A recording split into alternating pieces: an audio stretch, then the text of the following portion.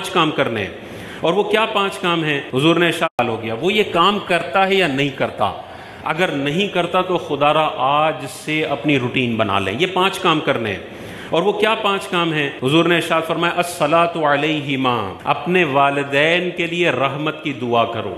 ہم اپنا محاسبہ کر لیں، پچھلے 6 مہینے کے اندر کبھی بھی منہ پہ یہ جملہ آیا یا اللہ میرے والدین کی قبروں پر تو اپنی رحمتوں کا نزول فرما؟ اگر آیا ہے تو آپ اس حدیث پر عمل کرنے والے ہیں، اور اگر نہیں آیا تو آپ کا شمار ان اولادوں میں ہوتا ہے جو بڑی احسان فراموش اولاد ہے۔ یہی ماں باپ تھے جنہوں نے پیمپر تبدیل کیے تھے، 25 سال تک ڈھگا کیا تھا، شادیاں کروائی تھی، کاروبار سیٹ کر کے تمہیں ٹرانسفر کیا تھا۔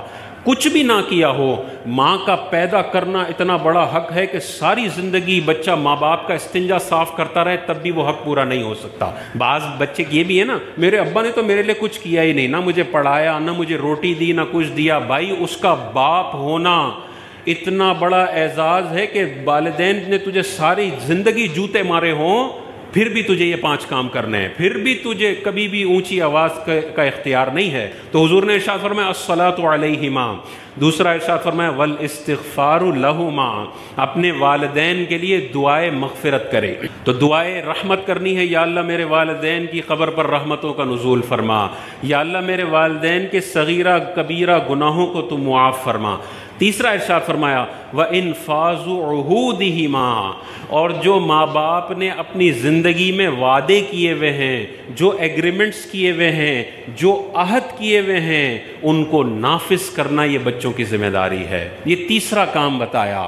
ابا جی نے 90 ڈیز پیمنٹ ٹرم پہ کاروبار کیا ہوا ہے اور 20 دن میں مر گئے، یہ ابا نے عہد کیا ہوا ہے، پورا کرنا بچوں کی ذمہ داری ہے۔ ابا جی نے اپنے ٹریڈ پیبلز کے قرضے دینے ہیں، یہ ابا جی نے عہد کیا ہوا ہے، ان کے ساتھ ایگریمنٹ کیا ہوا ہے، یہ پورا کرنا لازم ہے۔ چوتھا ارشاد فرمایا وَإِكْرَامُ صَدِيقِهِمَا، اور ان دونوں کے دوستوں کی عزت کرنا۔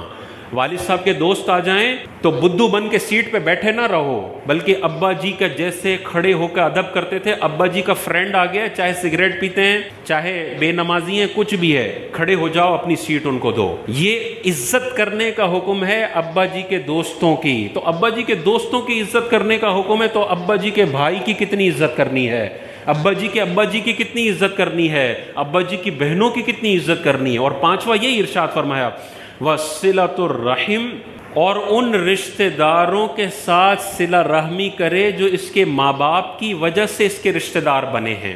ماں باپ نہ ہوتے تو یہ رشتہ دار نہ ہوتے، تو اس میں چچا بھی آ گئے، پھپھو بھی آ گئے، خالہ بھی آ گئے، ماموں بھی آ گئے۔ ابا جی کا انتقال ہوا تو یہ نہیں ہے کہ بس چچا کو اب ان کے حال پہ چھوڑ دیا، پھپھو کو ان کے حال پہ چھوڑ دیا کہ اب یہ جانیں، ابا جی جانیں، ابا جی تو چلے گئے، ہمارا تو ان کے ساتھ کوئی خاص تعلق نہیں ہے۔ نہیں، میں نے اپنے رشتہ داروں سے رشتہ جوڑ کے رکھنا ہے۔ انگریزوں کا یہ کلچر ہے کہ انٹی کو آئے ہوئے 3 سال ہو گئے، انکل کو آئے ہوئے 5 سال ہو گئے، کبھی فون پہ بھی رابطہ نہیں ہوتا، ان کے تو انٹی انکل کا پتہ بھی نہیں ہوتا نا، بعض اوقات ابا کا ہی پتہ نہیں ہوتا۔ اسلامی کلچر ہے جو آپ کو کہتا ہے جڑ کے رہو، چچا سے بھی جڑو، خالہ سے بھی جڑو، ماموں سے بھی جڑو، پھپھو سے بھی جڑو، بھتیجے بھانجوں سے بھی جڑو، ہر ایک کی خبر گیری کرو، بے حس نہ بن جاؤ، خود غرض نہ بن جاؤ کہ مال ہے تو بس میرا ہے اور میرے بچوں کا ہے۔ پھر جب یہ بندہ محتاج ہوتا ہے تو اس کے رشتہ دار بھی بولتے ہیں جیسے تو نے خود غرضی کا مظاہرہ کیا تھا، آج ہمیں بھی تجھے دینے کے لیے صرف ایک پروڈکٹ ہے اور اس کا نام ہے خود غرضی۔